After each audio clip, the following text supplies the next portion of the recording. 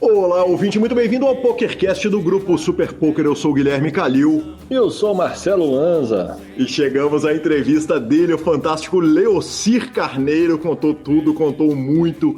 Que homem, legal demais. Começo lembrando que o PokerCast é trazido a você pelo Pay for Fun, pagamentos online com praticidade e segurança, depósitos e saques direto nos principais sites de apostas e de poker. Fichas.net, troque sempre suas fichas por eles, e Poker for Fun. Quer ganhar dos profissionais de poker? Não vai ser aqui. O Poker for Fun é um clube que você só joga com os jogadores do Poker for Fun. É exatamente isso, a gente não tá em liga nenhuma. Venha jogar comigo e com o Heron. Perguntas, participações, sugestões, promoções e comentários. O nosso e-mail é pokercast@gruposuperpoker.com.br, Instagram e Twitter, @guicalil e @lanzamaia. Nosso telefone é 031-975-189609 para você entrar naquele grupão maravilhoso do Telegram para nos mandar mensagens. Vale dizer que eu vou cortar esse e-mail qualquer hora, hein, Lanzinha? Ninguém tá usando e-mail mais, essa parada acabou.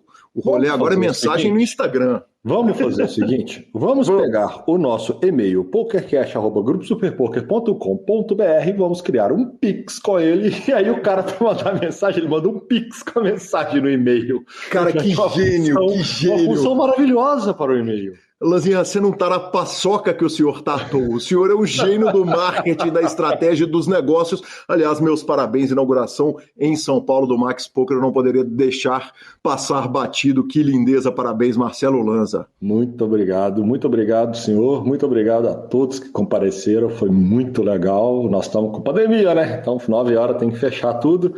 Inclusive, foi hoje. Estou aqui gravando pós-inauguração, depois de andar ali aproximadamente 12 horas. E encontrei ouvintes do PokerCast, como não poderia deixar de ser, né? Como não poderia ser diferente, os melhores ouvintes do mundo. Você encontra aqui, a turma me parou no salão, falou que o programa é foda e tudo mais. É bom demais, viu? Que demais, que demais. A gente só precisa pedir desculpa pro Rodolfo, que tá recebendo esse programa no dia do lançamento às 10 da noite. Aliás, às 10 da noite a gente tá gravando, ainda tem que subir. Desculpa, viu, Rodolfão? Desculpa. A culpa foi do Lanza dessa vez. Não, e do Kowalski. Fique a dica. É verdade. E do Kowalski. Ficamos com a palavra do querido Fichas.net. O Fichas.net é o seu parceiro para compra e venda de ficha nos principais sites de poker online. Chame o Fichas.net e avise que chegou até eles pelo PokerCast para participar de promoções super especiais para os nossos ouvintes. O WhatsApp do Fichas.net é 062 99837 1007 e lá você negocia suas fichas com os melhores preços. O Fichas.net trabalha com créditos do PokerStars, PariPoker, PP Poker, o Poker, EcoPays e AstroPay Card. Repetindo, o WhatsApp do Fichas.net é 062 99837 1007. O número está na descrição dos nossos programas. Fichas.net, confiança e melhor preço para suas fichas. Aí sim, chegamos à nossa sessão de notícias em uma semana que tem o Pocket Fives e Yuri como líder, sem surpresa, mas a gente começa falando do WPT Online, Marcelo Lanza. WPT Online foi o seguinte, cara, o evento aconteceu, obviamente, como era de se esperar no PariPoker, e a gente evidentemente está falando do Main Event, 1.065 inscritos, 3 brasileiros na mesa final, e a segunda colocação ficou com ele, o homem, a lenda, o gênio, entrevistado do PokerCast, sensacional no mundo. Aquele rapaz de olhos verdes ou olhos azuis? Ah, são coloridos, viu, velho? São aqueles olhos de Hollywood, né? Diferenciados. Cara, é mais do que merecido, né, cara? Uma forra gigantesca para Fabiano Kowalski, $401.792,69 depois de um acordo no Heads Up. Uma mesa final que, como eu disse ali, foram 3 brasileiros. O campeão foi o Christian Rudolph, o austríaco, levou $487 mil. E tivemos também o Luciano Holanda na 5ª colocação, levando 112k. E ele, né? Ele, que homem, Yuri Martins, $86 mil, mais uma bela colocação do brasileiro. Tivemos ainda o colombiano Sebastián Camilo na 7ª colocação, trazendo mais um dinheiro aqui para a América do Sul, que estamos precisando, né, professor? Estamos precisando. Mas me conta uma coisa aqui.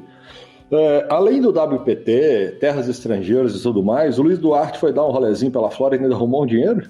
Ele vai tomar vacina, né? O cara pega um avião, vai tomar vacina com a senhora Duarte, né? E tá postando foto deles na academia, 14 dias no México, dando rolé, passeando e tal, não sei o que, chega na Flórida, vai jogar um torneiozinho.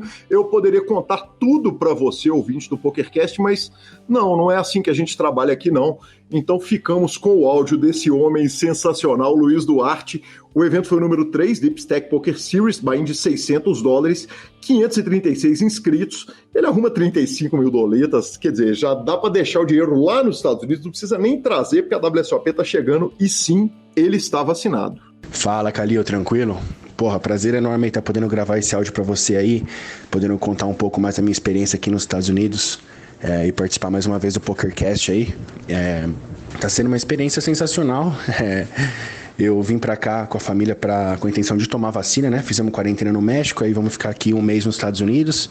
De quebra a gente ia pra Orlando também com as crianças e tal, e de quebra jogar aquele pokerzinho, né? E aí eu vi que no Hard Rock ia ter essa série, que não é nem tão grande assim, é uma sériezinha bem interessante, pra ser sincero, porque uns torneios com buy-ins medianos ali, com uma estrutura muito boa e garantidos razoáveis que tinha grande potencial de dobrar ou até triplicar, como foi o que aconteceu, porque há um mês atrás teve um WPT, ou não sei se foi WPT, eu sei que teve um evento grande aqui no Hard Rock e explodiu, né? O main event eu acho que era 2 milhões garantido, bateu 6 ou 7, alguma coisa assim. E por mais que era uma série menor, eu tava com a expectativa de ser um grande evento ali, né? De estar podendo jogar, se divertir, né? E se desse pra arrumar algum, maravilha, mas fui mais pra, matar a vontade, né, cara? Fazia muito tempo que eu não jogava poker ao vivo. E aí, quando eu cheguei lá no dia 2, para minha surpresa, não tinha mais plexiglass, máscara era opcional. E, cara, a tendência é que o WSOP também seja assim, né? Não tenha nem plexiglass, nem máscara. Claro que a maioria do pessoal ainda vai usar, né? Porque é uma desculpa para você cobrir o rosto ali, passar menos tel e tudo mais. E até pode ser interessante eu mesmo acabar utilizando essa estratégia, por mais que eu não me sinta confortável na máscara, tudo que você puder esconder, se der para esconder, né? É válido mesmo. Eu acabei não usando nesse dia 2, mas de forma alguma, eu vejo deméritos nessa estratégia. E eu joguei 2 eventos aqui dessa série Deep Stack, que, dicas de passagem, a maioria dos lugares que a gente vê, torneio Deep Stack, muitos clubes aí acabam fazendo propaganda de torneio Deep Stack, que, na verdade, não é nada Deep Stack, né? Pode começar com bastante ficha no começo, mas a estrutura de blind torna o torneio, na verdade, bem turbo e nada Deep Stack. Mas esse não, cara, torneio fantástico, estrutura fantástica, começa com 40 minutos no dia 1, 60 minutos no dia... até o 23º nível, 60 minutos, depois 90 minutos, cara. E assim, os blinds quebrados, sabe? Tipo, eles repetem o big blind e sobe o ante. Quer dizer, sobe o small. Então, tipo, sei lá, 5, 15, depois 10, 15. Eles fazem algumas vezes, tipo, tem um lá que acho que 1, 3 e 2, 3, sabe? E média da mesa final, por exemplo, era tipo 50 big blinds, assim, 60 big blinds, tá ligado? Teve uma hora que tava 60 big blinds. Reta final ali, média de 50 e 60 big blinds, sabe? Então e o field tava muito bom mesmo, assim, sabe? Acho que da mesma forma que aconteceu no online naquela época do boom, que muita gente, muitos novos jogadores, logo que a pandemia aconteceu, né? Logo que surgiu a pandemia, teve uma explosão, né? No online. E isso aí é porque muitos jogadores acabam aprendendo o jogo, né? Na pandemia, né? Não tem nada pra fazer, o pessoal vai lá e começa a jogar. E então isso tá resultando num novo boom no poker, né, cara? Então, assim, eu acho que tudo indica aí que esse WSOP vai ser uma explosão, né? Como eu falei, o WPT do mês passado bombou, esse aqui também triplicou todos os garantidos. Eu joguei o de 600, que foi o segundo evento, e o main event de 1.700. O de 600 dobrou o garantido e o main event quadruplicou o garantido, né?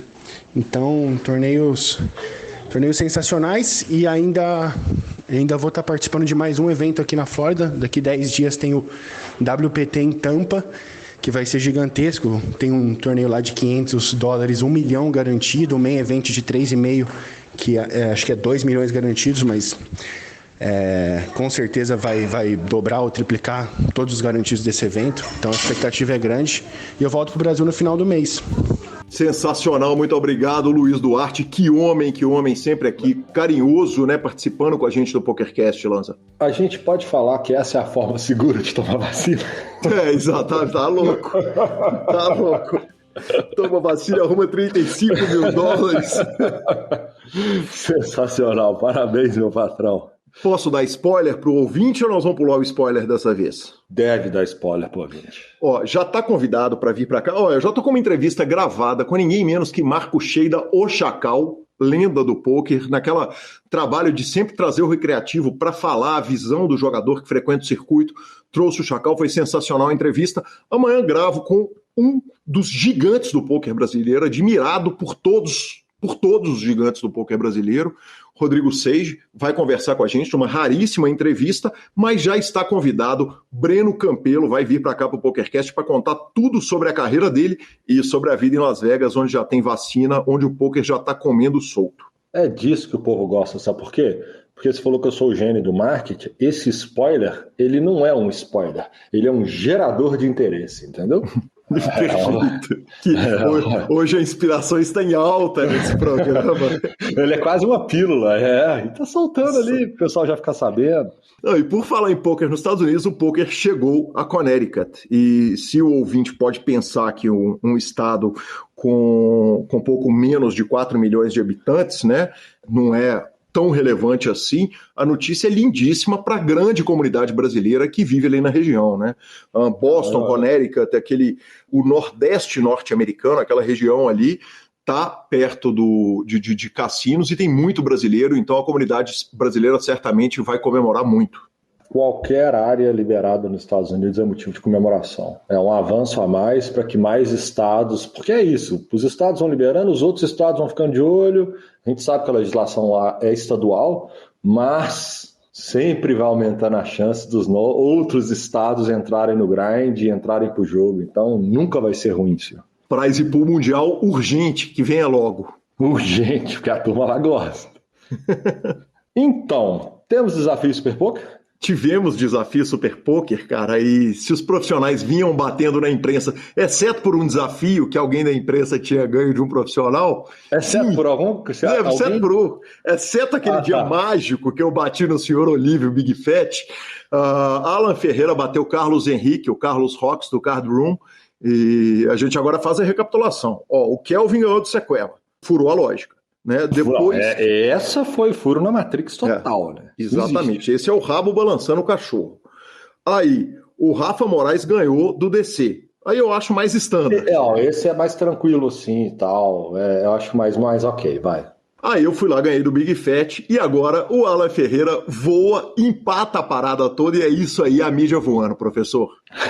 A mídia mostrando que ela tem carvão para queimar. Tem carvão para queimar, exatamente. A gente dá notícia porque gosta, ao invés de ganhar milhões e milhões jogando pôquer.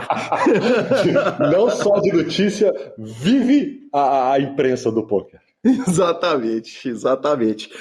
Vale dizer o seguinte, eu só vi o vídeo, porque eu estava em reunião, e aí... Você pode perguntar o seguinte, mas peraí, você viu o vídeo mesmo estando em reunião? Óbvio, né? Claro que eu deixei uma telinha ali no cantinho, dei aquela torcida, foi um 3-0 na fumaça, teve forte, teve tudo, mas eu ainda não ouvi o áudio. E muito em breve eu ouvirei e vou acompanhar ali as falinhas do Alan, que eu ouvi falar que ele foi nota 10 em falinha, hein? Aí sim, né? Trabalhando em todas as áreas, né? Exatamente. Lanzinha, a gente encerra aqui a nossa sessão de notícias e aqui entraria um comercial do nosso novo patrocinador, o Pay for Fun. Mas ao invés disso eu tomo a licença para ler a mensagem do nosso querido Octávio Júnior, lá do grupo do PokerCast. O Octávio fez um negócio muito legal, cara, que foi um testemunho espontâneo a respeito da relação dele com o nosso novo patrocinador. Então, a gente ainda convida a turma, evidentemente, estaremos convidando, né, ao longo dessa parceria nossa com o Pay for Fun para entrar. A maleta já foi sorteada, já temos vencedor da maleta, eu vou falar lá na parte de participações dos ouvintes, mas ainda temos 2 sorteios, um de 20 vezes R$20 pelo Super Poker, um de 10 vezes R$20 lá no grupão do PokerCast, e para isso é importante entrar usando o promo code PokerCast ou pelo link que está na descrição dos nossos programas, e leio agora o testemunho do querido Octávio Júnior. Infelizmente, não poderei participar do sorteio pelo simples fato de eu já ter conta no Pay for Fun há mais de 2 anos, mas vou deixar umas considerações para quem não conhece. O Pay for Fun, na minha opinião, foi a melhor coisa que fizeram no ramo de pagamentos online para o mercado de apostas esportivas, cassino e casas de pôquer. Não perde em nada para os concorrentes, muito pelo contrário. Por ser na nossa moeda, quando o assunto é casas que trabalham em real, é muito mais vantajoso. Sem contar que lá tem um cartão que você pode usar para sacar dinheiro, fazer compra no débito, comprar online, recarregar celular, Uber, Play Store, coisas que vários concorrentes não fazem aqui no Brasil ou já fizeram e deixaram de fazer. Fiquei bastante feliz quando a Pay for Fun entrou para a lista de pagamentos da PokerStars e do Betfair, coisa que jamais imaginei que aconteceria. Isso é porque ele não conhece o Léo e não conhece o Fabrício, né, Lança? Claro. A minha experiência com o Pay for Fun é das melhores, nunca tive problemas, o suporte é 24 horas, mas raramente você vai precisar usar. Quando você deposita do Pay for Fun para uma casa de apostas ou poker, é instantâneo. Nas casas que eu saquei, vou deixar o prazo de saque que recebi na conta. 1xBet e afiliados, saque em menos de 5 minutos. Betano, 2 horas. Pineapple, meia hora. Rivalo, 3 horas. PokerStars, às vezes Insta. Na verdade, os prazos não são instantâneos sempre, porque dependem da burocracia da casa. Depois disso, é questão de minutos. E a cereja do bolo, o saque da Pay for Fun para a nossa conta bancária é mega instantânea. Você digita seu Pix e recebe insta a notificação de que o dinheiro chegou na sua conta. Um dia eu vou descobrir como funciona essa bruxaria. Aí ele termina falando o seguinte: não estou ganhando nada por dar essas infos, por sinal, Pay for Fun patrocina nós também. E a única coisa que me deixa indignado é que a Pay for Fun não liberou para mim um link de afiliado, pois eu já recomendei para pelo menos 30 pessoas que não se arrependem de usar o Pay for Fun e continuarei recomendando sempre. No mais, fico torcendo para que a parceria do PokerCast com eles seja eterna. Desculpem pelo textão, mas é apenas para expressar a felicidade que tive depois que conheci a Pay for Fun GL Guys.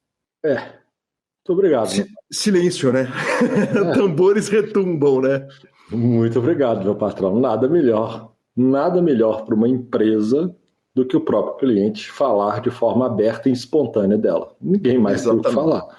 E, obviamente, né, nos dá a alegria de reforçar uma coisa que a gente já sabia, que a gente está mexendo com gente séria, com gente boa de serviço, e receber esse parceiro que se junta com o Fichas.net, querido patrocinador de primeiríssima hora do PokerCast, o monstro que é o Lucão, o Poker for Fun, H2 e BSOP. Não poderíamos estar melhor, professor Marcelo Lanza. É isso, chama que time, senhor. Que time! E vamos pro spot do Poker for Fun. Olá, jogador! Eu sou o Gustavo Eronville e organizo os melhores home games da internet. Eu tô aqui para apresentar a vocês essa super novidade, o Poker for Fun.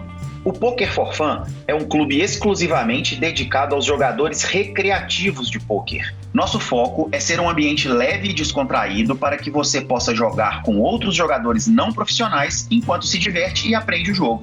Para conhecer nossos termos e condições, me chama no WhatsApp 31 99928 2881.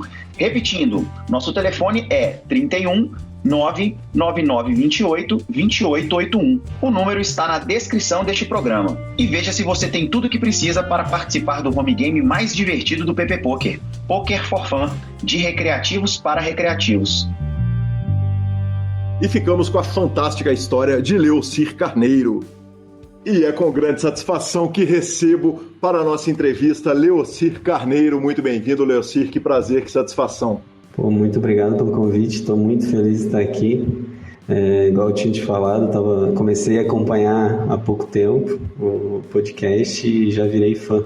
Que gosto, que honra, é realmente uma honra a gente ter alguns dos maiores nomes do poker nacional nos ouvindo. Aliás, acabei de falar com o Garrido, que estava conversando com ele, ele falou, poxa, eu não perco um e fico muito feliz de verdade. É uma honra e um prazer você ter aceito o convite. Leocir, eu começo com a pergunta tradicional do nosso PokerCast, que é quem era o Leocir antes do poker. Mas antes mesmo de te colocar a pergunta, eu preciso tocar um áudio para você que foi providenciado com muito carinho pela Eli, a Elisângela Borba, que agora é braço direito do PokerCast, e toma licença de colocar aqui o áudio que recebi dela. Eu sou a mãe do Leocir. O Leocir gostava muito de jogar bola. A vida dele era chegar ao sábado para ir jogar bola. No domingo ia jogar bola também. Tanto que ele gostava de jogar bola, o apelido dele era Beca. Chamavam ele de Beca, ele era muito bom na bola. E aí sua mãe continua ainda com os seguintes áudios, com licença. O Leocir era um menino de uns 10, 11 anos, muito medonho, de arteiro. Um dia foi mexer com umas abelhas, e as abelhas pularam na boca dele e morderam tudo. Ficou com a boca virada de tanto mordida de abelha. E sempre inventava moda de arte, fazia que desmaiava para assustar a Leila saía correndo, gritando, chorando. Era as artes que ele mais fazia. Ai, que sensacional. Que sensacional. Leocir, é um começo um tanto inusitado, mas a pergunta tradicional do PokerCast é: quem era o Leocir antes do poker? Eu acho que a resposta da sua mãe, qual é o nome dela? Dona Roseli. Dona Roseli, o áudio da Dona Roseli resume bem. Eu queria que você contasse pra gente. Eu acho que a definição medonho de arteiro é maravilhosa, né? Eu não tinha essa leitura de que eu era tão bagunceiro assim. Pra mim que eu era normal. Mas é muito, muito legal, né? Traz boas recordações. Realmente eu gostava muito de futebol, né? Gosto ainda, faz uns 2 anos praticamente que eu não jogo, mas se eu ver uma galera jogando ali, eu com certeza vou lá bater uma bola ainda. Então era meio que essa a minha vida, né? Eu morava no sítio, então trabalhava bastante durante a semana, estudava, e final de semana não via a hora de chegar o sábado para poder jogar bola, né? Sábado e domingo. E o Leocir era bom de bola ou era ruim de bola empolgado? Eu acho que eu treinei bastante e acabei ficando bom. Eu acho que eu era ruim e fui ficando bom. Teve uma época que eu entrei para o time da cidade, lá de futsal, a gente saía competir e tal. Eu não cheguei assim a ser o nome do time, mas tinha uma participação boa até. E a cidade naturalmente Cascavel, no Paraná, correto? Não, eu nasci em Santa Isabel do Oeste, que é uma cidadezinha do sudoeste ali, embora se chame Santa Isabel do Oeste, fica no sudoeste. Perfeito, tranquilo, Leocir. E aí o seguinte, o menino que era jogador de bola, se não era a estrela do time de Santa Isabel do Oeste, com todo respeito a Santa Isabel do Oeste, certamente não era um craque para jogar na primeira divisão do futebol brasileiro, certamente. Tem aquele sonho, né, de ser jogador de futebol. Eu fiz alguns testes, né, e tal. E quando eu tava com 16, 17 anos, assim, eu até fui chamado em alguns times, mas aí o meu pai, ele me dava apoio, me dava a noção, assim, de vida, e meio que me deixava escolher, mas eu percebi que o futebol você tem que começar muito cedo, né? Essa fase de você entrar num time, numa base ali, você deveria estar lá com uns 12, 13 anos, já deveria estar lá, então com 16, 17 já estava tarde, né? Sim. Então eu acabei focar em outras áreas, no caso o estudo, né? Perfeito, e o estudo é o estudo para entrar para a Faculdade de Engenharia Agrícola, onde você formou e fez doutorado. Eu queria que você contasse um pouco a respeito dessa fase para a gente poder, junto com a fase de faculdade, depois dar a introdução de como é que o poker entra na vida do Leocir. Então, com 17 anos ali, eu fiz o vestibular um pouco por pressão da minha mãe e do meu pai, né, para fazer o vestibular. Eu queria muito trabalhar, né, era do CID, queria continuar trabalhando, mas eles sempre tinham essa ideia de estudar, né? Aí eu falei, então vou fazer o vestibular. Chegou lá no colégio com aquela cartilha, né, de vários cursos e tal, com meio que uma descriçãozinha de cada curso. Aí eu olhei lá, engenharia agrícola. Eu morei no sítio a vida inteira, trabalhava igual um louco lá, juntando pedra. Falei, vou fazer essa engenharia agrícola aí, tem mais relação com a minha vida. E aí... Deixa eu te interromper um pouco, me conta o que é o trabalho do menino Leocir no sítio, quer dizer, qual que era, o que você fazia, como que era o dia a dia de trabalho ali? Bom, a gente tinha um sítio ainda tem o sítio lá, o sítio do meu pai, bem pequeno, então nós não tinha maquinário, Era basicamente o serviço braçal ali. Tirar leite na mão, era carregar pedra, levar carpir, roçar, coisa só serviço braçal mesmo. Perfeito. E aí você olhou, falou, engenharia agrícola, é esse caminho que eu vou, e seguiu. Difícil imaginar o pôquer entrando na vida de um menino em Santa Isabel do Oeste, no Paraná, no interior do Paraná, apesar do Paraná ser o estado proporcionalmente, por 100 mil habitantes, que mais trouxe entrevistados para o PokerCast. Conta para mim como é que o pôquer entra na vida. Então, aí eu entrei na faculdade com 17 anos, eu vim morar para Cascavel sozinho. Uhum. E fui estudando. O meu objetivo era trabalhar aqui também enquanto estudava, mas eu fazia um curso integral, né, de manhã e de tarde, então não tinha muito como trabalhar. Aí eu percebi que tinha oportunidade na pesquisa, né, da universidade, você conseguir bolsa. E aí eu me apeguei nisso ali, né? Acho que do segundo ano em diante da faculdade eu já era bolsista, trabalhava na pesquisa, então daí que vem, né, o doutorado, o mestrado, o doutorado depois. Né?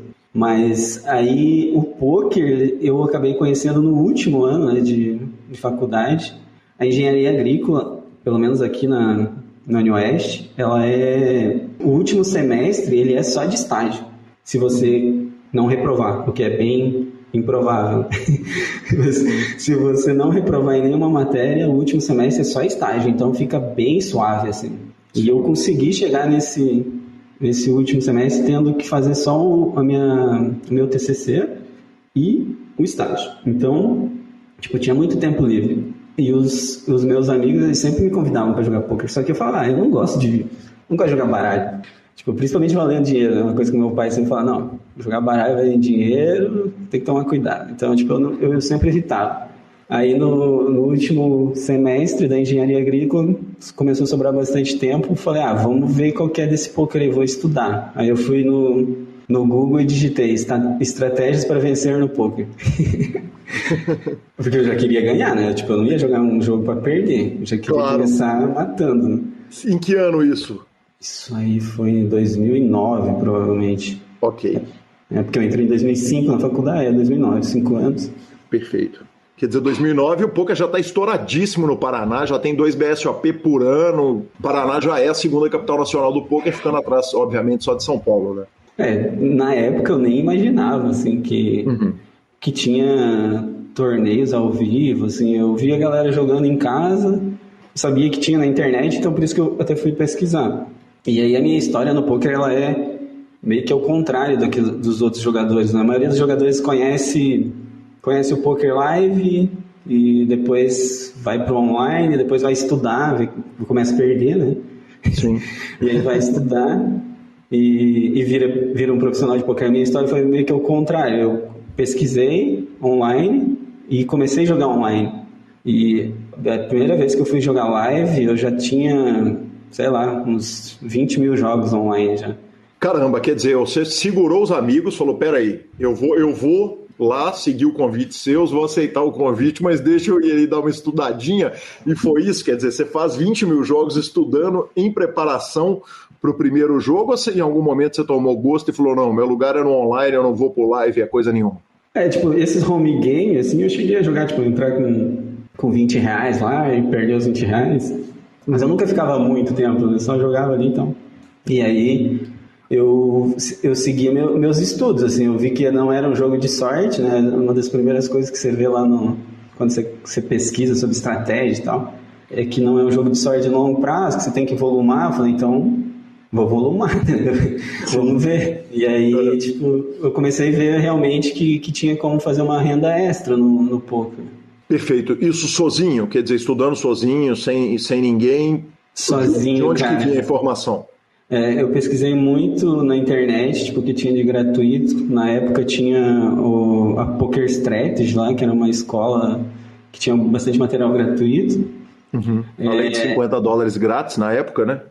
Tinha bastante disso, a galera entrava muito lá para pegar os $50 e tal, e eu nunca peguei esse dinheiro, eu entrava lá mesmo por causa do conteúdo gratuito e do fórum, assim, discussão de mão e tal. Aí na época tinha bastante vídeo do Peçanha, eu lembro, no YouTube, que eu acompanhava bastante, que era uma coisa já avançada, assim, para a época. Uhum. E foi isso, eu fui muito sozinho mesmo. Aí eu fui fazer meu primeiro coaching, cara, acho que já era 2012, 2011, uma coisa assim. 2011, provavelmente, que era com o Marco Arruda, que eu jogava muito Sit and Go, né? Uhum. Porque eu não tinha tempo, tipo, eu ficava na faculdade, eu tinha as aulas, né, no mestrado, na época do mestrado, de manhã e de tarde, eu tinha laboratório, eu tinha experimento para fazer, eu tinha pesquisa, eu tinha que jogar bola, eu tinha que fazer academia, tinha que namorar e eu tinha que estudar poker e jogar poker, né? Então, tipo, então tinha que ser Sit and Go, não tinha como eu jogar outra coisa. E aí eu tive a oportunidade de fazer esse coach com o Marco Arruda, economizei uma grana ali, na época, tipo, uns $700, assim, tipo, era muita grana, mas era o que eu sentia, assim, que me daria um up no jogo, né, para poder começar a ganhar mais regularmente. Na verdade, eu sempre ganhei, né, porque eu sempre joguei muito barato, né. Uhum. Então, eu sempre ganhava, mas eu queria, tipo, ganhar nos limites mais caros, então eu fui me especializando.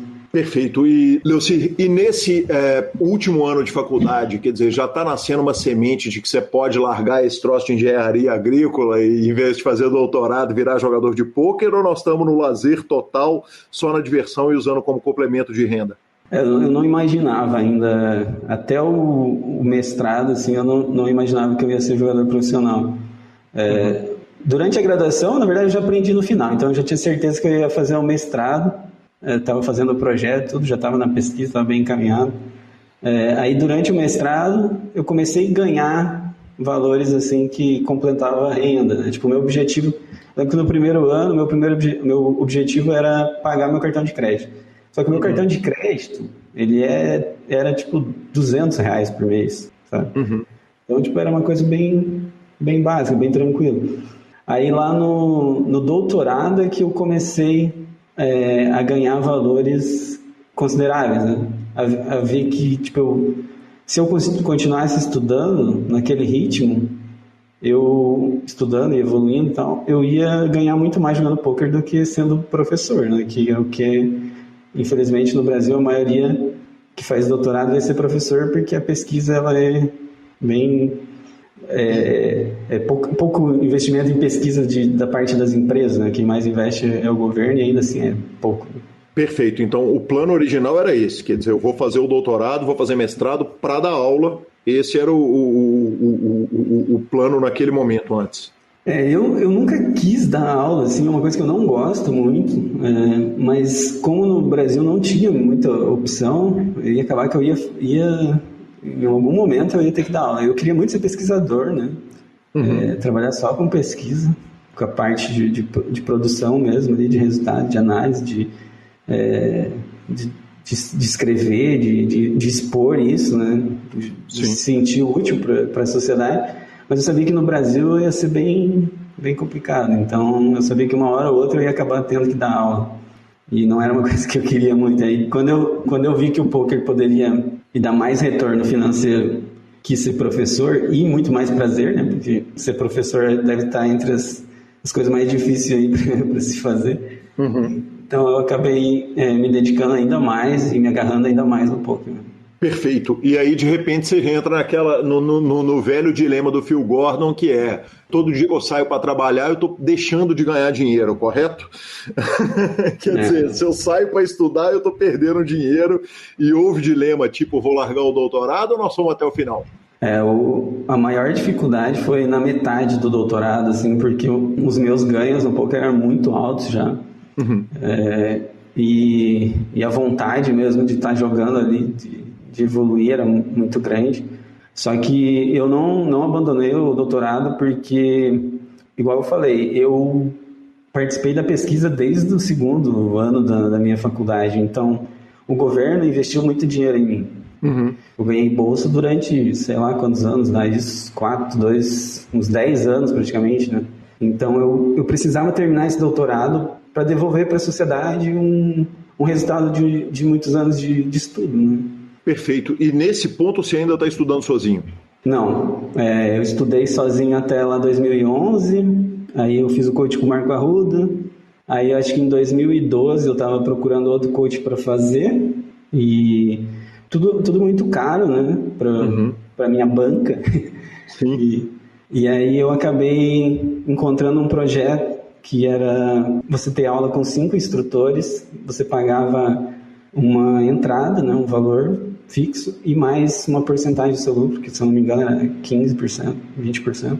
E essa comunidade, né, esse grupo é o Step Team, né, que na época os instrutores eram o Matheus Lessa, o Igor Campanha, Gremista K, o Thiago Grigoletti, que é meu sócio hoje, e o Gui Moura, que também é meu sócio. Perfeito. Antes da gente passar para o Step, eu tenho uma pergunta que me vem naturalmente. Quer dizer, você falou, eu tinha que devolver para a sociedade um tanto do que ela me entregou, sendo pesquisador, sendo professor, afinal de contas, teve um investimento enorme.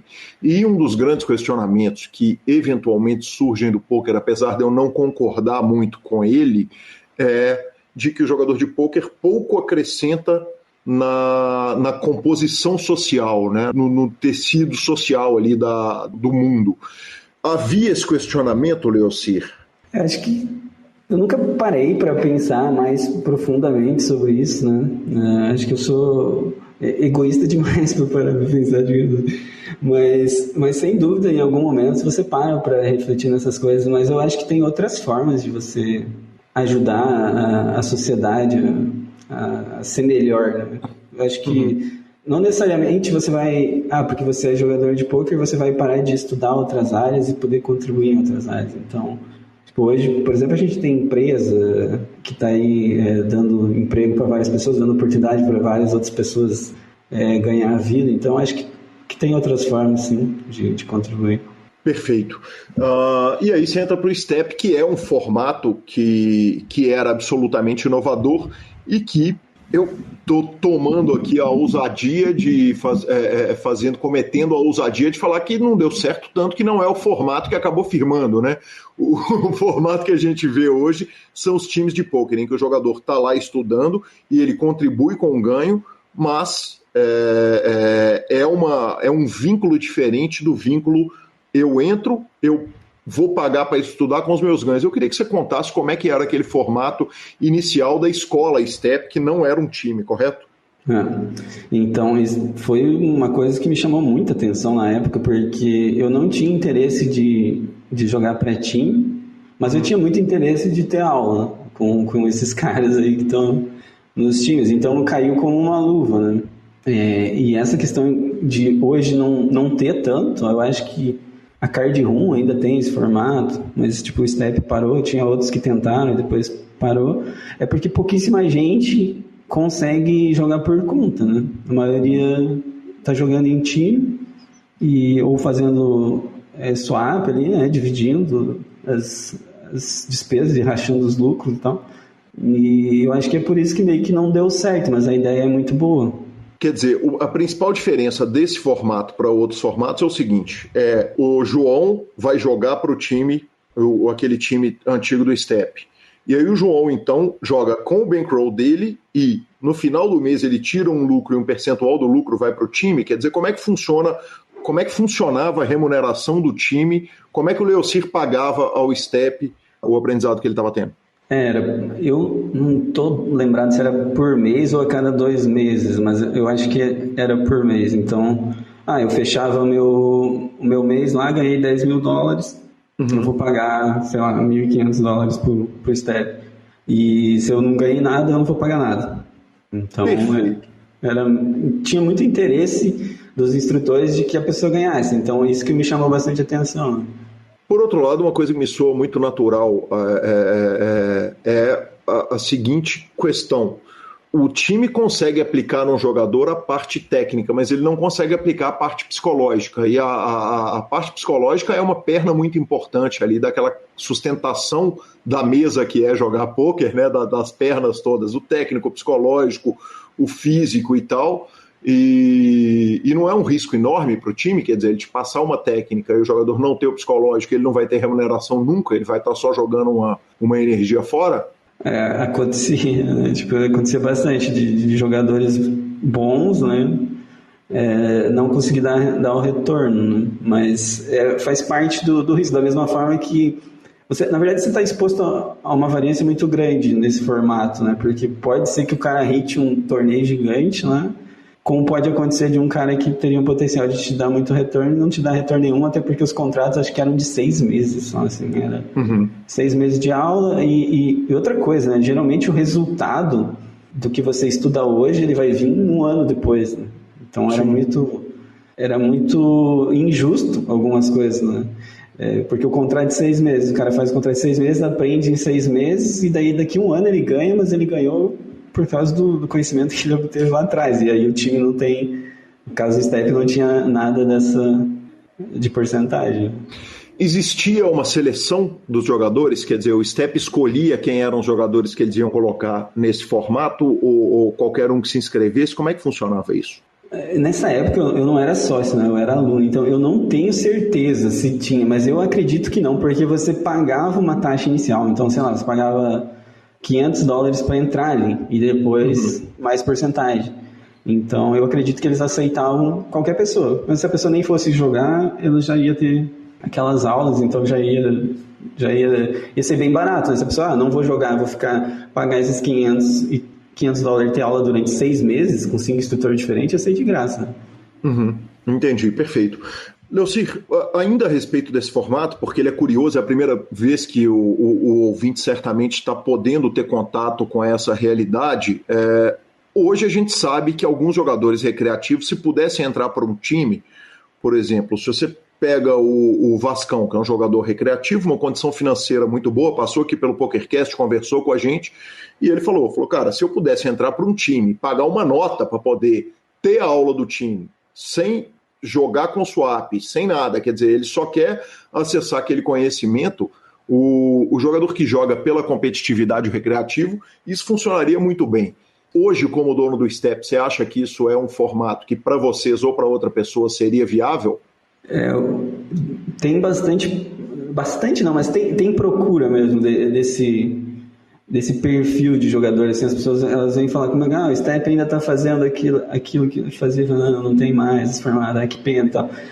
Eu acho que teria ainda uma parcela da população, assim, dos jogadores de poker que são lucrativos e que não querem entrar por um time, né? Que querem jogar por conta, mas está se atualizando ali, então eu acho que daria, assim, acho que seria viável. Pensando mais em alguns pontos, né, tipo tempo de contrato, alguma coisa, talvez seria viável, sim. Sim, porque às vezes o jogador nem se importa, muitas vezes ele vai pagar mais do que ele vai receber, do que ele vai conseguir ganhar na mesa, ele só quer o conhecimento, né, nesse caso, desses jogadores. E hoje em dia o acesso a coach, né, de qualidade, assim, dos brasileiros tá bem restrito por causa disso, né, é muito time. Você quer ter coach com o Padilha? Não tem mais como. O Padilha tá lá no Samba, ele só dá aula pro Samba. O Jamie Walter só dá aula pro Farbet. E ficou nessa. Eu só dou aula pro Step. Não adianta. Então, ficou assim. O cara que realmente quer um conteúdo de qualidade acaba buscando conteúdo fora do Brasil, né? Bacana demais. E aí o aluno tá no time, tá jogando, quer dizer, a turma tá enxergando e de repente o aluno do time vira dono do time, né? Teve golpe. Conta pra mim como é que o Leocir de aluno vira sócio do STEP. Então eu entrei, eu acredito que foi no primeiro projeto desse formato e aí fui renovando, né? E eles foram sempre fazendo... deixando mais fácil para mim, para que eu ficasse, diminuir a porcentagem para 10%. Eu já não precisava ficar pagando para inscrição, porque eu já estava lá dentro. Chegou uma hora que eu já estava, não estava pagando mais nada para eles, eu já estava lá só, ajudando, dando aula, ensinando os caras que eram os iniciantes ali. E aí o Guimora, ele precisava de grana, e na época eu não vou lembrar para que ele precisava de grana, mas ele precisava de grana e ele falou assim, Leocir, eu vou vender uma porcentagem para você se você quiser comprar, porque eu preciso de grana, não é por... Né, ele não queria vender, mas como ele estava precisando de grana, e ele só ia oferecer, e os outros sócios só iam aceitar também se fosse para alguém que já está ali, né, já sabe como é que é, então eu fui o cara que estava ali na hora certa, no lugar certo, né? Sim. E aí eu comprei a porcentagem, metade do que ele tinha, e aí eu comecei a trabalhar nessa época. Eu não tinha experiência nenhuma, assim, de gestão, nem de dar aula também, né? Então, no começo eu fiquei só me adaptando ali e tal, e daí depois Depois teve a saída, né, dos outros sócios também, o gremista cá, o Matheus Lessa e o Igor Campanha foram saindo, e aí quem ficou foi comprando, né, parte deles, e aí foi aumentando o trabalho, né? E aí eu fui obrigado a trabalhar. Perfeito. Me dá uma situada temporal nisso, quer dizer, quando você entra para o time para jogar como jogador, você ainda está no doutorado? Tô. Quando eu entrei no STEP, eu estava começando o doutorado, e ali de aluno, né? Uhum. Aí, quando eu comprei, eu acho que eu já estava nos finalmente do doutorado. Perfeito. E aí, de repente, você pensou e falou, cara, não tem a menor possibilidade de eu ir ser pesquisador ou professor e assumiu essa função de jogador de pôquer e terminou no sacrifício? Né? Mas eu já sabia que eu não ia ser, mas mesmo assim eu ia terminar. Da metade do doutorado em diante, assim, eu tinha certeza que eu não ia mais seguir na vida acadêmica, mas foi na raça mesmo, sabe? Tinha dias que eu tava triste, assim, eu não queria estar ali, mas eu sentia que eu precisava terminar aquilo. Perfeito, bacana demais.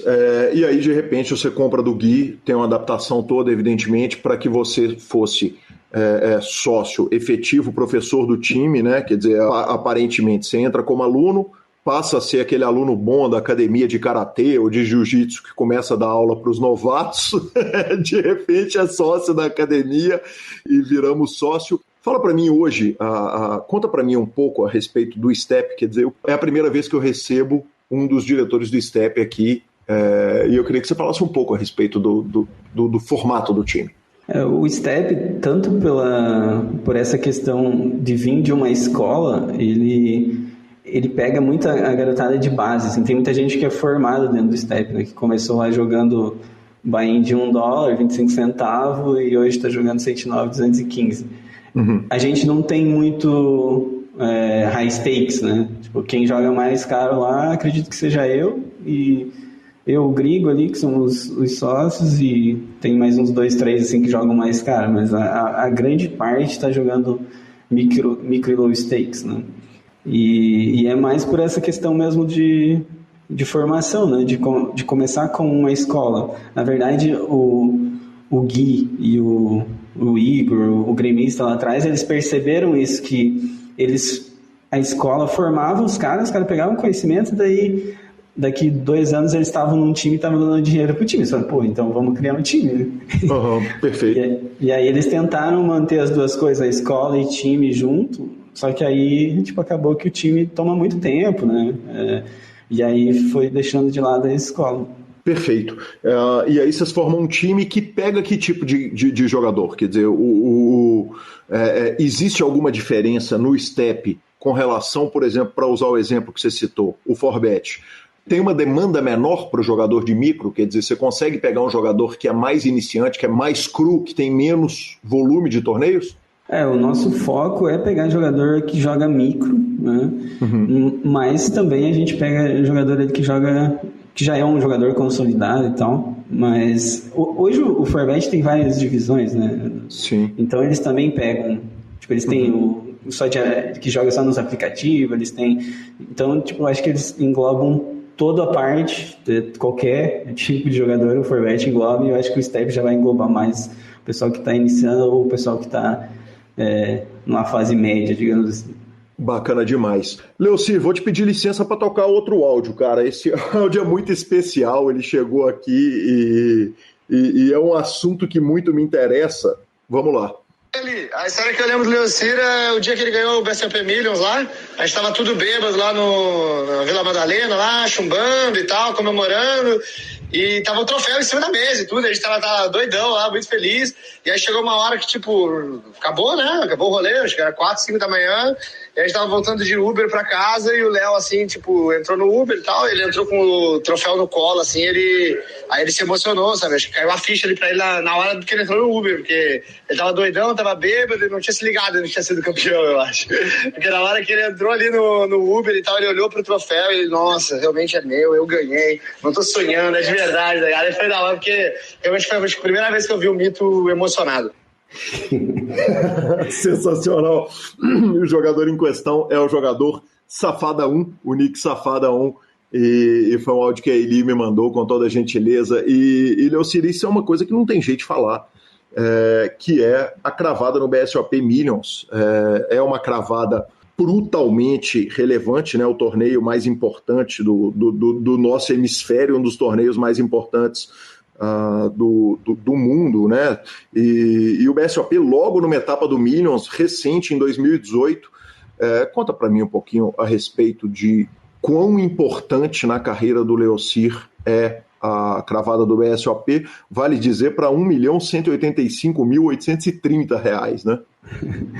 Então, foi o divisor de águas, assim, para eu ser conhecido, né? Ser o Leocir, porque eu era um jogador de poker profissional ali, que sempre jogava, tinha os meus resultados, nunca tive um big hit, né? Assim, até o momento, né? Não tinha um big hit. E ninguém me conhecia, assim, né? Tinha uma galera do poker que me conhecia, mas ninguém sabia quem que era o Leocir. E aí, depois desse BSOP Millions, eu até estranhei, assim, né? Porque do nada apareceu 1.000 pessoas no meu Instagram lá, que deveria ter 300 pessoas, só meus amigos e meus familiares. Então foi uma coisa muito surreal, assim, para mim. E num momento muito especial, né? Quer dizer, a esposa grávida, eu queria que você falasse um pouco a respeito de como estava a vida na hora que o BSOP veio e o baralho abençoou e falou, vai lá que é seu, malandro. 2017, né, que é o ano anterior, foi um ano bem, bem fraco, assim, para mim, em termos de resultado, mas foi um ano que eu estudei muito, né? E aí eu comecei 2018 vendo que os resultados estavam começando a aparecer. Como eu estava muito mal de grana, eu comecei a vender cota para esses eventos ao vivo, né? Então eu tinha feito cota pro BSOP do meio do ano, que é em São Paulo, que tinha o Campeonato Brasileiro de Equipes, que eu fui, né, que eu participei por ter sido campeão paranaense em 2017, fui campeão paranaense, aí eu ganhei o direito a participar da seleção paranaense de 2018. Aí como eu ia ter que ir para lá para jogar, eu falei, vou vender cota. Aí eu vendi cota, só com os amigos meus, fiz reta final lá, caí 50 left do main event, a gente foi campeão do equipes, né? Que foi um feito também muito, muito importante. E fiz outras retas dos torneios lá que eu coloquei na cavalada e tal, fiquei up. Aí o próximo evento foi o BSOP da Argentina, né? No cassino.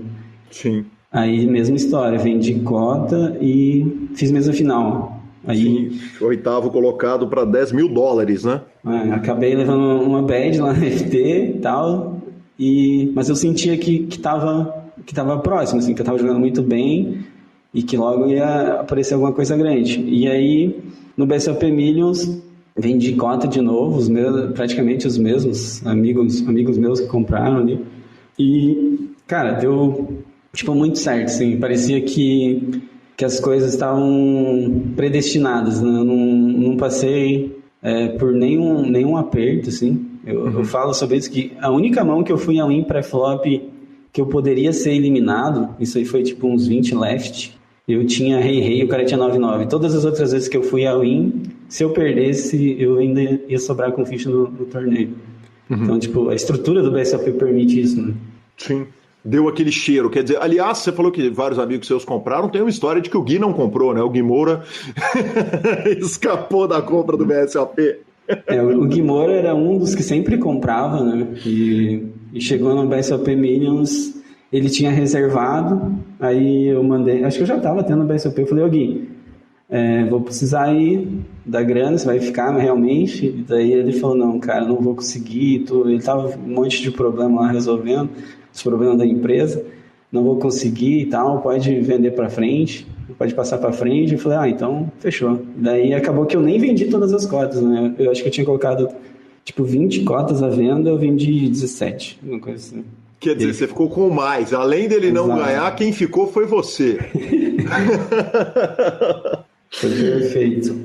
E no momento que a esposa está grávida em casa, conta para mim um pouco a respeito disso também. Quer dizer, já era um casamento recente, como é que estava funcionando a vida pessoal por fora do BSOP na hora que acontece o Big Hit? A gente planejou mesmo ter o filho, né? Ter a nossa filha, no caso. Mas a gente não estava assim, numa situação financeira muito boa, né? Tipo, gastos muito altos e os meus ganhos não estavam constantes, então tipo, eu sempre tento focar no STEP, assim, para dar aula, para não dar aula por fora, mas eu lembro que naquele ano eu até dei algumas aulas por fora, assim, para fazer uma renda, então a gente não estava numa situação muito boa, mas como diz, né, filho dá muita sorte, cara.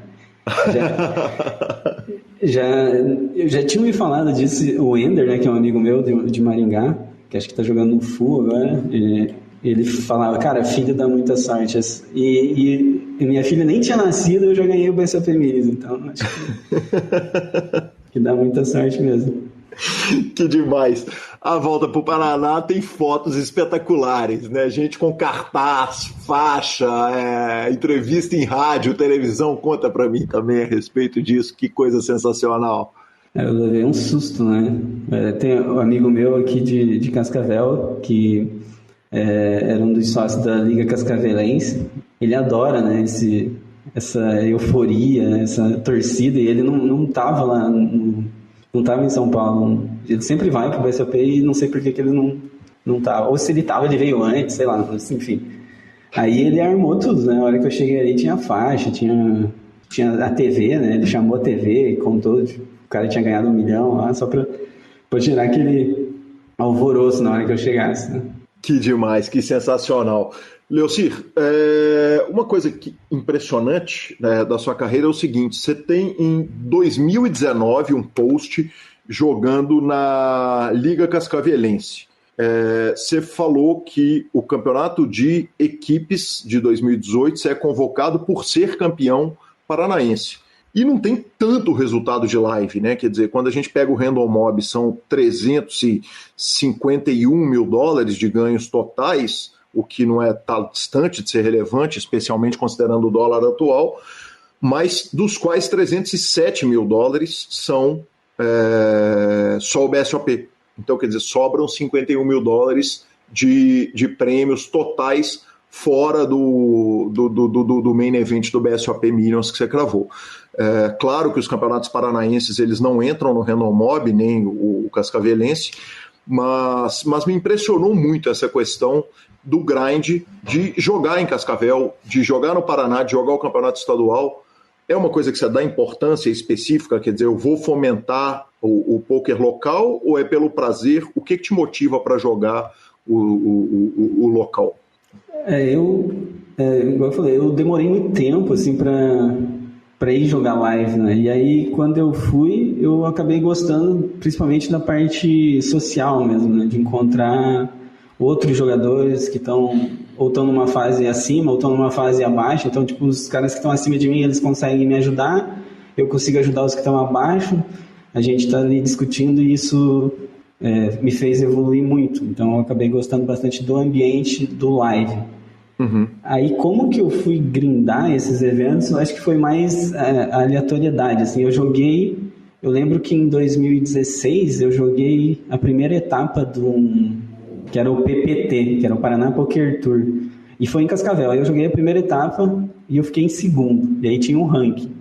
Eu falei, agora eu vou eram só 4 etapas, eu falei, vou jogar de novo, vou jogar as 4 etapas. Aí eu fiz mais uma mesa final e acabei ganhando esse ranking. 2016. Uhum. 2017, a primeira etapa do Paranaense foi em Cascavel. Sim. Aí eu joguei a primeira etapa, cravei a primeira etapa. Daí eram 7 etapas, ou 6 etapas, né? Eu falei, vou ter que jogar todas agora. E o prêmio era uma viagem para Vegas, né? E aí, lá na última etapa, eu tinha que ficar em 5º lugar, eu acho, para ganhar o ranking, que era em Curitiba. E daí eu acabei ficando, acho, em 4º, ganhei o ranking e aí tive a oportunidade de ir para Vegas. Então as coisas meio que foram acontecendo, assim. Eu também ganhei um ranking aqui da Liga Cascavelense, né? Tipo, eu joguei muito na Liga Cascavelense porque eles sempre me apoiaram, né? Eles sempre compravam cota também desses eventos live. a gente fazia parceria para dar curso lá e tal. Então eu sempre jogava. E aí eles fizeram também um ranking de high roller durante o ano e eu acabei também ganhando esse ranking. Que demais, que incrível. Leocir, falar em rankings, prêmios, premiações, honrarias, o senhor é top 10 Triple Crowns do mundo. É impressionante, 8º colocado do mundo em Triple Crowns. E esse é um assunto que o ouvinte do PokerCast pode não estar bem familiarizado, porque fala-se pouco na mídia brasileira a respeito das Triple Crowns, mas é uma honraria gigante dada pelo Pocket Fives, que o jogador, para ser campeão de uma Triple Crown, ele tem que ganhar 3 torneios distintos, em plataformas diferentes. O início dos três torneios, das 3 vitórias, eles têm que ter tido início entre um período de 7 dias ali. O prize pool do evento precisa ter pelo menos $10 mil, os torneios precisam ter todos pelo menos 100 jogadores, e só vale torneio a dinheiro real, naturalmente, satélites não contam. O campeão mundial é o Murman, para surpresa de nenhuma pessoa, que tem 30 Triple Crowns. O P. Kaiser, o Nicolas Fierro, de chileno, tem 21, mas depois dele, todo mundo que está no top 10 tem entre 12 e 7 Triple Crowns. Então você está ali encostado no 3º colocado com 8 Triple Crowns, sendo que o Grigo é o 10º colocado, né, seu parceiro de time. E cara, 8 Triple Crowns é um esforço específico que você faz para ter essas honrarias todas, ou isso parte do fato de que você joga em um monte de sites e em diferentes plataformas? Acabou acontecendo meio que naturalmente por eu jogar em muitos sites, né? E eu ser um cara que volumava muito, né? Hoje até que não, mas antigamente eu jogava muito torneio durante muitas horas, assim. Então, sei lá, eu chegava a jogar 100 torneios em um dia. Aí jogando em várias plataformas, acabou que as primeiras ali foi acontecendo. E, tipo, aí eu fui olhar lá e falei, nossa, não é uma coisa tão simples de ganhar, né? Tem tirando o Murman, né? Tirando o Murman quase ninguém ganha. Então eu falei, cara, é uma coisa, uma motivação a mais para eu estar sempre cravando torneio. Uhum. E aí eu utilizei disso para cada vez estar mais com vontade de cravar torneio. Então houve um foco, quer dizer, chegou num ponto que na hora que você cravava 2 torneios em plataformas diferentes, você virava e falava, cara, eu vou focar na 3ª plataforma, porque uma hora eu alcanço o Murman. Tipo, quando ocorre isso de eu ganhar 2 torneios em plataformas diferentes, aí sim eu já mudo bastante meu foco mesmo. Porque aí vale a pena, né? Antes disso, acho que não, né? Tipo, de ficar só jogando só por causa da Triple Crown. Acho que daí você vai perder muito dinheiro, né? Você tem que pegar os torneios que são mais EV para você, e aí se acontecer de você ganhar 2, aí sim você corre atrás. O correr atrás envolve se abaixar buy-in, quer dizer, eu vou jogar, vou dar mais tiros, vou abaixar o buy-in para poder tentar bater essa Triple Crown e fazer manchete de todos os sites de poker? Tipo, baixar buy-in não seria tanto, mas porque hoje, por exemplo, eu jogo um buy-in que tem muitos torneios que não dão 100 pessoas, né? Sim. Jogar os torneios de 500 ali, de 1K, não dão 100 pessoas, né? Só os principais que dão 100 pessoas. Então, às vezes, eu tiro eles da grade e coloco um outro torneio que eu sei que vai dar 100 pessoas. Tipo, um 109 lá, que é 10K garantido, geralmente vai dar 100 pessoas. Que legal. Vamos tratar um pouco a respeito de jogar nos sites menores? Quer dizer, na hora que abro o seu Pocket Fives, tem resultados, por exemplo, aqui eu fui anotando aleatoriamente, Natural 8, Winamax, Poker King, Bwin 888, America's Card Room, Carbon Poker.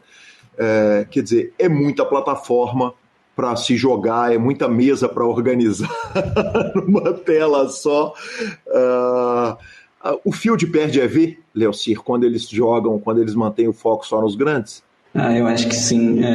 Isso foi uma coisa que eu sempre gostei, né, de experimentar vários sites para buscar mesmo o field mais fraco, né, e também o field mais curto, né, que é uma coisa que a galera não se atenta muito. Você ficar jogando só fields gigantes, você vai pôr uma variância absurda no teu jogo. Sendo que tem torneios Por exemplo, você tem o 109 que é 600 pessoas num site principal, vai ter um 109 que é 100 pessoas num site paralelo. É o mesmo buy-in. Provavelmente você vai ter ROI maior no que tem field maior, porque isso é uma coisa até contraditória, assim, que eu vou falar. Quanto maior o field, maior o ROI. Uhum. Quanto maior o ROI, menor a variância. Só que quanto maior o field, maior a variância. É meio contraditório isso. Só que é a realidade, né? Peraí, já que nós estamos em áudio, nós vamos repetir isso aí, porque o ouvinte pode não ter anotado. Vamos lá de novo, os 3 conceitos. Quanto maior o field... Quanto maior o field, maior o ROI. Eu vou explicar cada um. Quanto maior o field, maior o ROI. Né? Por quê? Por exemplo, se você pegar um field de 2 pessoas, se tingou heads up, o teu ROI, mesmo você sendo o melhor do mundo, vai ser 5%, 10% estourando. Sim. Não tem como ser maior, porque não tem como ter muito edge ali, né? Então, quanto maior o field, maior o ROI. No torneio de 1.000 pessoas, você vai ter ROI maior, de 10.000, maior ainda, né? Vai ser mais difícil chegar nesse ROI, mas vai ser maior. Tá, isso é uma das coisas. Quanto maior o field, maior o ROI. Uhum. Segunda coisa, quanto maior o teu ROI, menor a variância. Então, se você tem ROI alto, você vai ver que você vai perder menos meses, né? Para jogador de MTT. Então, você vai oscilar menos.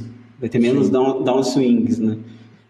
Então, quanto maior o ROI, menor a variância. Menor a variância. Só que quanto maior o field, maior a variância. Uhum.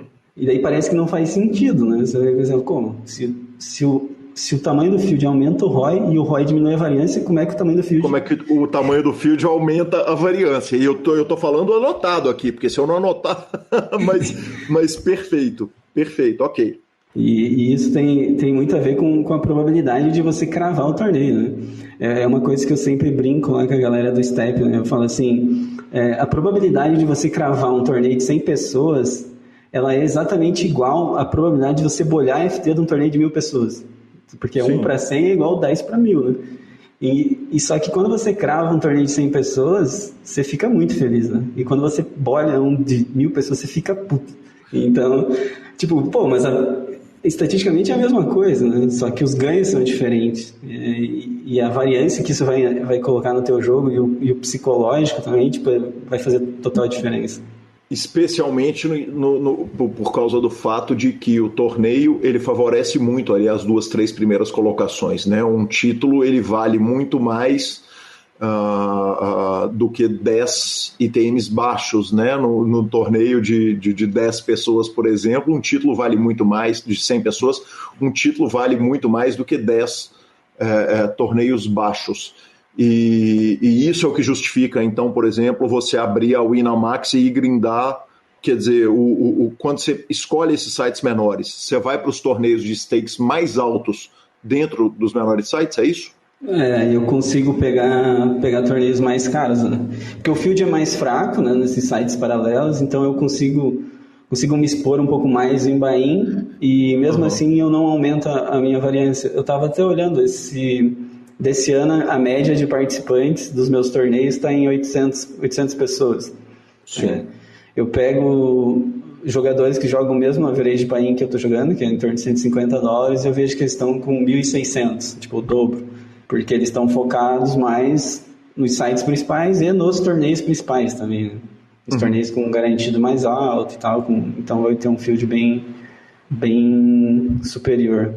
E vamos tratar de um assunto delicado, especialmente para quem é mídia de pôquer, e como lidar com software horrível, porque existem, nós não vamos citar nome, mas existe software de pôquer, existe uma diferença enorme entre, para pegar os 2 primeiros aqui, segundo o ranking de movimento do pôquer, nós temos hoje os 2 maiores, são o PokerStars e GG Poker, andando muito pertinho ali um do outro em average 7 dias, né, em 7 dias de média. E são 2 softwares que eles rodam absolutamente macios, eles são videogames, né? Parece um jogo de última geração. E você tem, por outro lado, softwares que eles não são tão agradáveis e eu imagino que deve ser difícil pra caramba organizar esse monte de mesa, como que funciona a vida do jogador nesse caso. Hoje em dia, acho que tá bem mais tranquilo, né? Porque tem os programas ali que ajustam as telas, tem os programas que deixam o lobby de um site parecido com o do outro, que troca até o barulhinho Eu não uso, né? Mas tem galera que gosta só do barulhinho de determinado site. Daí tem um software que já faz isso, que deixa todos os softwares com a mesma notificação ali, né? Então, acho que hoje está mais tranquilo. Eu lembro que antigamente eu grindava com duas TVs de 32, acho que era, e eu jogava em torno de umas 30 telas ao mesmo tempo em tudo quanto era site, sem nenhum programa para colocar eles no lugar. Então, cada hora abria em um lugar a tela, assim, era uma loucura. E barulho de todo que é lado, né, e tal. Então, era bem mais complicado. Hoje, além de estar mais fácil, eu acho que os softwares melhoraram bastante, né? Você pega softwares aí que antigamente a galera fala, não, esse software aí eu não jogo porque é horrível e tal. Hoje eu vejo que eles já são melhores no layout, né? Uhum. E os softwares arrumam todos, quer dizer, eles abraçam todos os aplicativos, ou existe site que você não consegue botar dentro do software que organiza a tela? De organizar a tela eu consigo pegar de todos. Eu acho que esse de trocar o layout, trocar o som, eu acho que não funciona em todos. Mas esse de organizar telas eu consigo pegar todos os sites. E para o menino que está entrando lá no micro-stakes do time, do Step, o que você diz para ele? Quer dizer, você fala, você tem que jogar no GG e jogar no PokerStars porque você vai ter que bater os melhores fields, ou se liga e vai jogar nos pequenininhos, vai lá para a Unibet jogar, porque é lá que você vai arrumar, é lá que o dinheiro está mais fácil. O Step, ele era bem focado nos principais também, assim. É uma coisa que eu até fui implementando mais lá. Principalmente para quem está jogando mais caro, é buscar esses outros softwares, porque tem... Não que para quem está jogando barato não vale a pena, vale também, tem bastante oferta, vai diminuir a variância. Mas para quem joga caro, vale muito a pena, porque o field é muito diferente. Tipo, um 109... sei lá, de um site lá do Winamax, por exemplo, de 100 euros do Winamax, é muito diferente o field do 109 do PS. Né? Uhum. Então, acaba fazendo muita diferença. Já no micro, o micro do PS é uma teta também. Então, você pode continuar jogando ali no PS, tem bastante oferta. Bacana demais, bacana demais.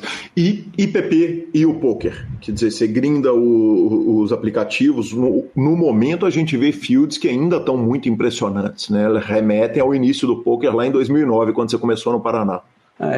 Eu tentei jogar nos aplicativos, assim, mas o horário não me favorece. Assim, eu sou um cara que eu tento manter uma rotina de uma pessoa normal, embora eu sei que é impossível, né? Mas eu tento não ir dormir tarde, tento acordar cedo, fazer algum exercício, levar minha filha no colégio. Eu tento fazer o que uma pessoa normal faria.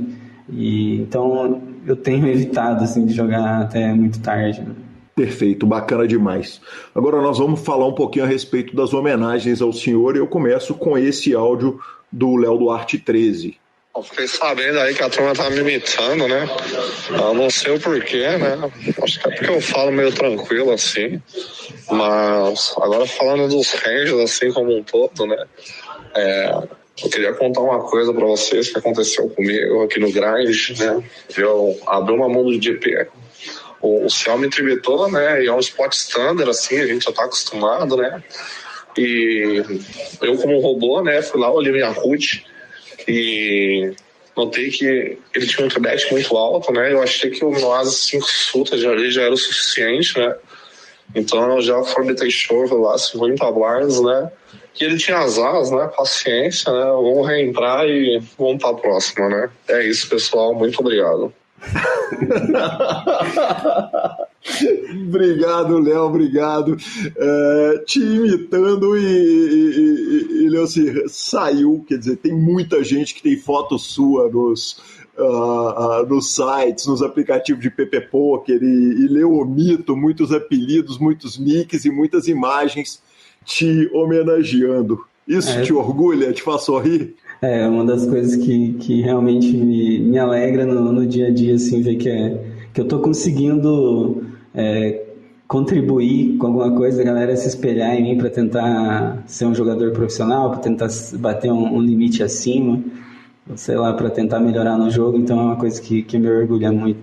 E essas brincadeiras aí são a melhor parte do poker, né? Eu tive o prazer de estar lá no QG do Step durante o Scoop e conviver com essa galera aí, Léo Duarte e toda a galera lá do QG, e a gente às vezes terminava o grind lá, levava umas baralhadas e tal, terminava meio triste, mas não dura 5 minutos, porque a galera é muito alto astral, e isso aí acaba ajudando bastante.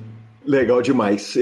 Para minha penúltima pergunta, eu vi que você é adepto do jejum, e eu queria que você contasse um pouco, porque a gente fala tanto de meditação, você é também adepto do De Rose, é vegetariano, né? Passou a ser vegetariano, mas disso a gente falou, do De Rose, da meditação, da yoga, a gente falou muito, mas sobre jejum a gente falou pouco. Eu queria que você falasse um pouco a respeito de que vantagem uma alimentação de vegetais e principalmente o jejum podem trazer para a atenção e para o dia a dia do jogador de pôquer.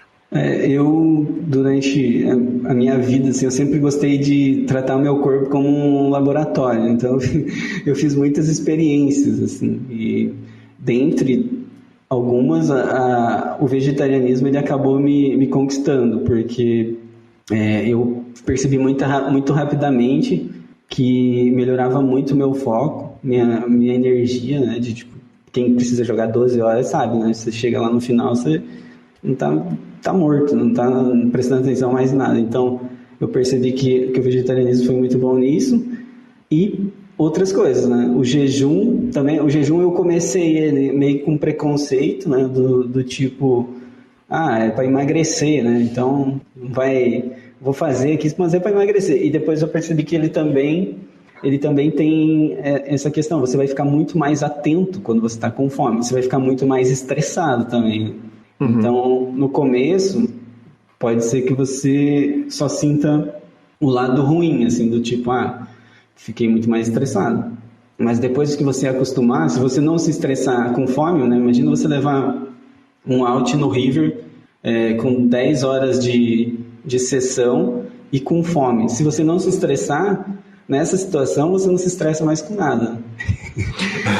Leocir, você abre o jejum de manhã, quer dizer, você fecha a janela à noite, dorme e acorda em jejum e vai grindar em jejum e come no final? Como que funciona a sua rotina específica de jejum e onde que você busca conhecimento, onde que você buscou conhecimento no início para aplicar isso? Então, no começo eu testei quebrando o jejum ali à noite, mas eu percebi que não foi muito bom, pelo menos para minha rotina. Uhum.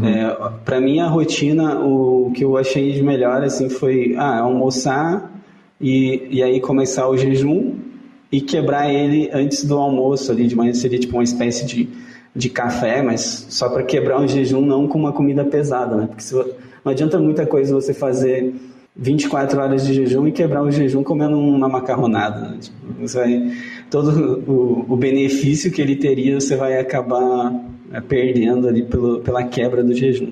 Não necessariamente, né? Quer dizer, de qualquer forma, aquelas 23 horas de jejum, de 24, a gente tratando ali de, vamos supor, um jejum de 20 por 4, 20 horas em jejum, 4 horas alimentando, e pelo amor de Deus, ao ouvinte que estiver pensando em fazer jejum, consultem um médico, consultem um profissional. Nós estamos aqui tendo uma discussão que não é específico, não é diretamente recomendação a ninguém.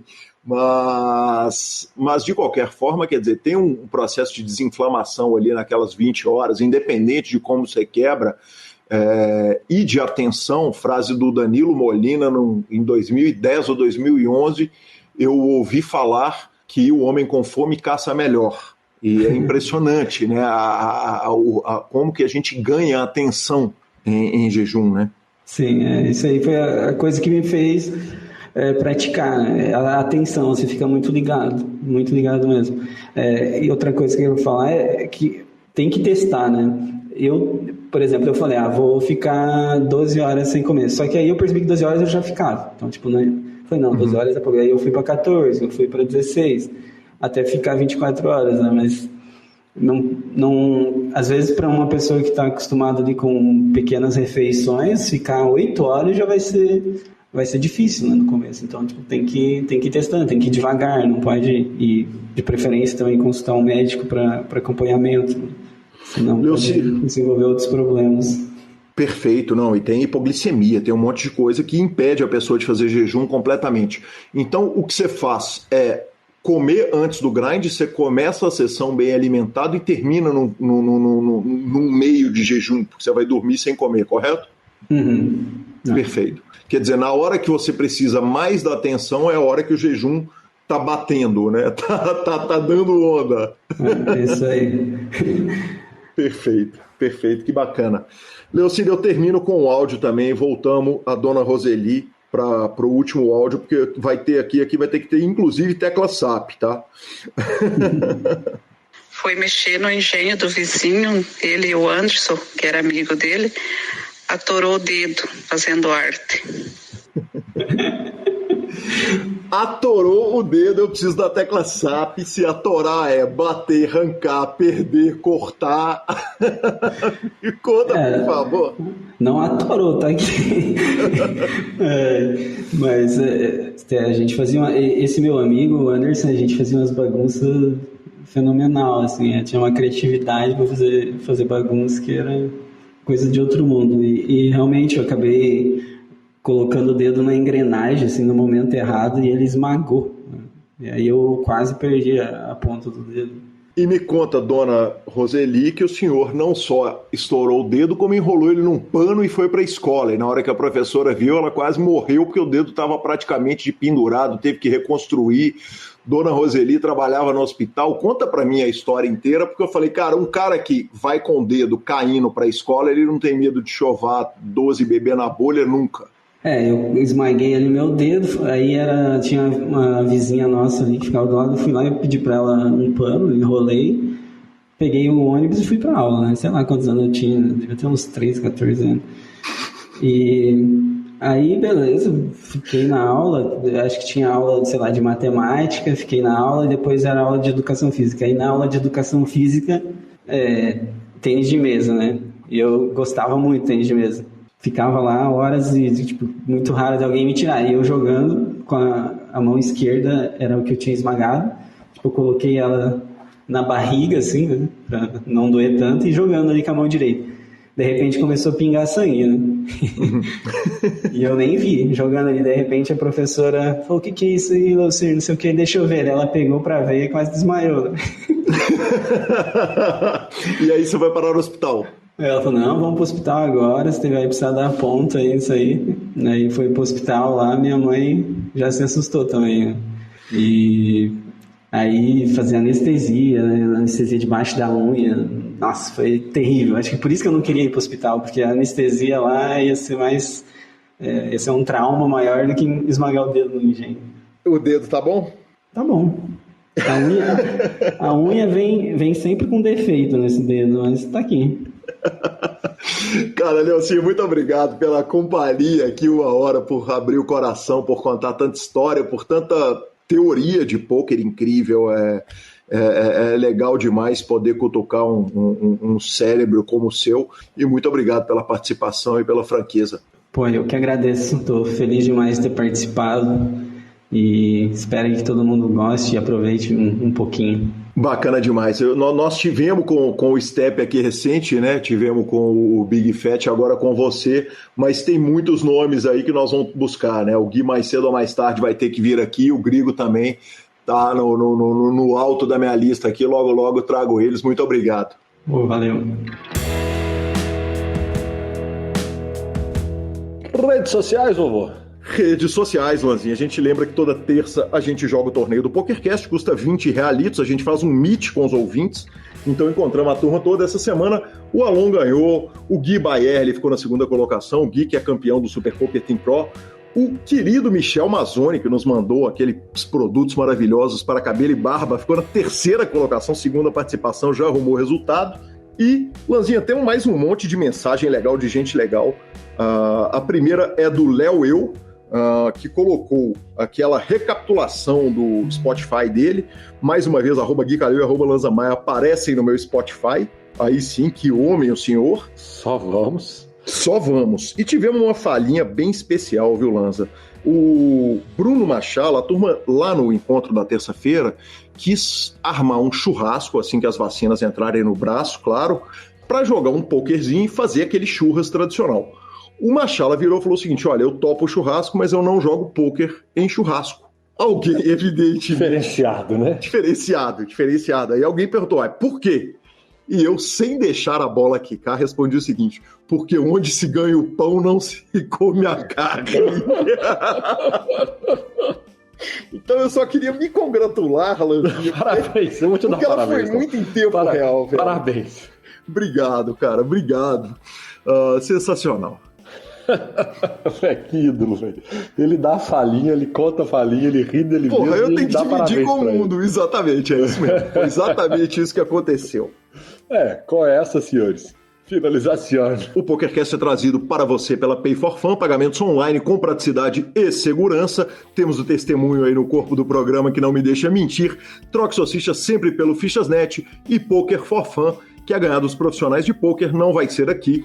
O nosso clube é só para recreativos. Estamos no Spotify, YouTube, Deezer, Amazon Music, onde toca podcast, a gente está, nos indique, nos dê 5 estrelas. E a edição vai ser do fantástico Rodolfo Vidal, que vai agora fazer a nossa dica cultural com spoilers. Muito obrigado a todos e até a próxima semana. Quem quiser ficar, que lute. Exatamente. E agora vamos falar do filme Army of Dead, né? O Exército dos Mortos, né? O filme sobre zumbis de Las Vegas. Sendo um filme que se passou em Las Vegas, a gente precisava falar dele e lamentei o fato do filme ter 2h30, mas conforme prometido para o ouvinte, sentamos e assistimos o filme. Curiosamente, a gente tinha combinado no programa passado que a gente ia assistir o filme. Sim. A gente tinha de chegar hoje, né, na gravação com o filme assistido. Sim. O Calil me manda mensagem falando comentários sobre o filme. Eu estava literalmente na cena final, então quer dizer, a sintonia tá boa, nós fomos ver o filme junto. E eu tô em São Paulo e em BH, simplesmente fomos ver o filme na mesma hora. Exatamente. E aí, Lanza, eu tomo licença o seguinte: eu não conheço nada de zumbi. Eu sei que é uma cultura à parte, que tem um rolê inteiro de zumbis, não entendo nada do negócio. Assisti o filme, 2h30, muito a mais do que precisava, nem 1h30 dava para ter contado a história. Muito a mais. Agora, eu preciso admitir que eu achei o filme pouco tosco. Eu queria que ele fosse mais tosco, tivesse mais sangue, mais cabeças explodindo. Enfim, eu tô na fase gore. Fase gore é bom. Na verdade, eu achei o filme muito tosco. Pois é, e aí eu por não ter cultura, é o seguinte, eu achei... Cara, é Las Vegas. Tem cassinos, tem bancos de Las Vegas, cofres de dinheiro. Exatamente. Tem Las Vegas. Pra quem gosta de jogo, tem que assistir a parada. Las Vegas tá lá, destruída, mas é Las Vegas. Exatamente. Ela começa destruída e termina bem pior, né? Bem pior. Cara, então... A crítica que eu tenho pra fazer do filme, entre outras coisas, porque ele até vai desenvolver um filme legal de ver.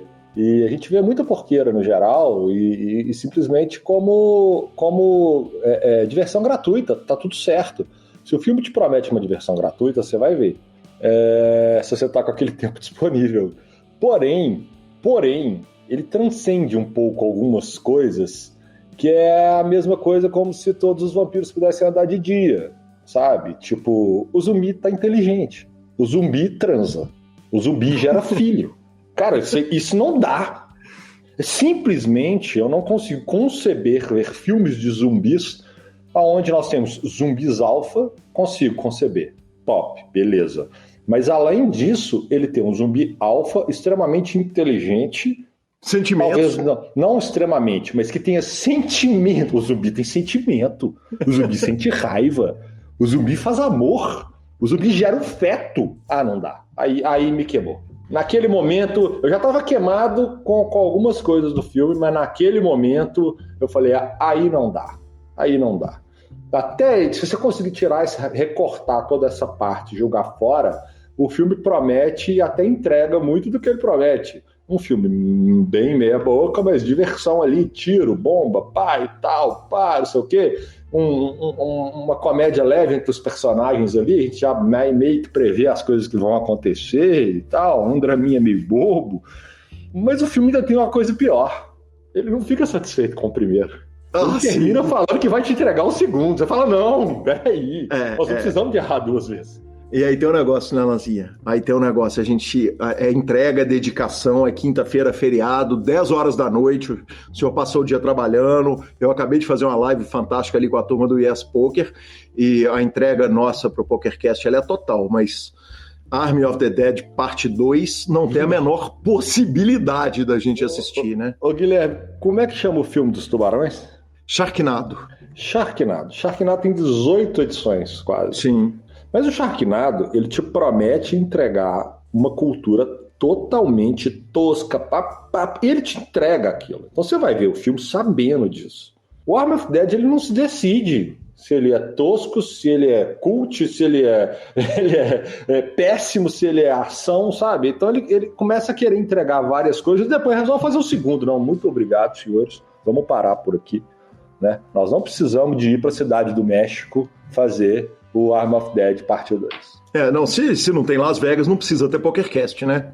Não, tá louco. Os caras já destroem Las Vegas e ainda quer fazer a parte 2 da cidade do México, ainda vão acabar com a corona. Tá louco, tá de brincadeira comigo. Sensacional, é isso aí, muito obrigado a todo mundo que ficou aqui e que ouviu todos os spoilers do filme. Estamos de volta semana que vem. Um grande abraço. Valeu. Amigo ouvinte do PokerCast, se você gostou dessa entrevista, gostou desse PokerCast, deixe seu like, se inscreva no canal e comente aqui embaixo. Quem sabe você me indica um jogador e eu trago pra cá pra entrevistá-lo no PokerCast Super Poker. Valeu!